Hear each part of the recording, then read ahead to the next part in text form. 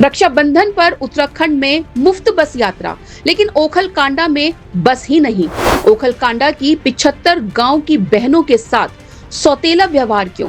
बस के इंतजार में 75 गांव, सरकार से ग्रामीणों का बड़ा सवाल। ओखलकांडा की बहनों को कब मिलेगी सड़क पर रोडवेज की सुविधा? रक्षाबंधन पर उत्तराखंड की महिलाओं को रोडवेज बसों में मुफ्त सफर की सौगात दी गई है, लेकिन ओखलकांडा ब्लॉक के करीब 75 गांव की बहनें आज भी बस सेवा जैसी बुनियादी सुविधा का इंतजार कर रही हैं। अब सवाल ये खड़ा होता है कि जब प्रदेश के दूसरे हिस्सों में सुविधा पहुंच सकती है, तो ओखलकांडा की बहनों के साथ ये सौतेला व्यवहार क्यों? ग्रामीणों ने हल्द्वानी से खनस्यू, पतलोट, मिडार होते हुए रीठा साहिब तक तत्काल रोडवेज बस सेवा शुरू करने की मांग उठाई है। हमारा एक क्षेत्र ओखलकांडा ऐसा है जिसमें हमें आज तक किसी भी पर्व पर, रक्षाबंधन हो चाहे कोई और पर्व हो, उसमें हमें निःशुल्क बस सेवा का लाभ नहीं मिल सका है। और जहां तक हमें पता है, मुख्यमंत्री जी ने घोषणा की है कि पूरे प्रदेश में माताओं को, बहनों को निःशुल्क बस सेवा का लाभ दिया जाएगा।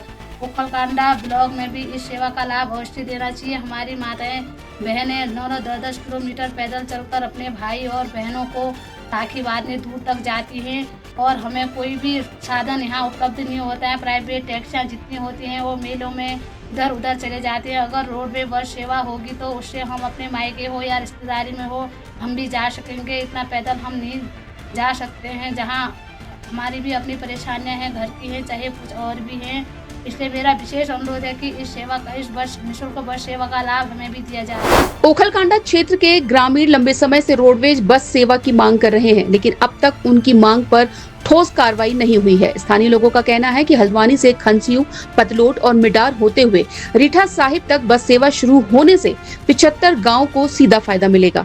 इस रूट पर सिर्फ ग्रामीण ही नहीं बल्कि पर्यटक और तीर्थ यात्री भी बड़ी संख्या में आवाजाही करते हैं।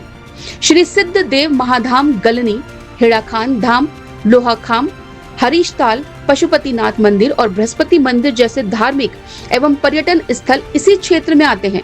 वहीं चंपावत का रीठा साहिब गुरुद्वारा सिख समुदाय का प्रमुख तीर्थ स्थल है, जहां देश भर से श्रद्धालु पहुंचते हैं। बावजूद इसके इस महत्वपूर्ण रूट पर नियमित रोडवेज बस सेवा का इंतजार खत्म नहीं हुआ है। रक्षाबंधन पर महिलाओं को मुफ्त बस यात्रा की सुविधा देना एक अच्छी पहल है, लेकिन सवाल ओखलकांडा की उन बहनों का भी है जिनके गांव तक बस ही नहीं पहुंचती। रक्षाबंधन पर्व पे महिलाओं को इतना बड़ा उपहार देते हैं, अच्छी चीज़ है, इसकी मैं स्वागत करता हूं। लेकिन इसके साथ साथ एक चीज़ और कहना चाहता हूं। मेरा ओखलकांडा ब्लॉक बहुत बड़ा ब्लॉक है। यहाँ से रीठा साहिब तक रोड जाती है, जो माननीय मुख्यमंत्री जी का गृह क्षेत्र भी है, चंपावत तक। तो मेरी मांग सरकार से ये है कि उस दिन हो सके तो रोडवेज की बस हमारे यहाँ पूरे साल भर चलनी चाहिए। वो एक सरकारी प्रक्रिया है, अगर समय लगता है तो मेरा कम से कम सरकार से ये निवेदन है कि आप अच्छी पहल है, इसको मेरे ब्लॉक में भी कम से कम एक रक्षाबंधन के दिन रोडवेज की बस को निःशुल्क चलाएं, और जिससे हमारे क्षेत्र की माताएं बहनें जो अपने भाइयों को राखी बांधने जाती हैं, उनको इस सुविधा का लाभ मिले। ग्रामीणों की मांग है कि हल्द्वानी, खनस्यू, पतलोट, मिडार, रीठा साहिब रूट पर रोडवेज बस सेवा तत्काल शुरू की जाए।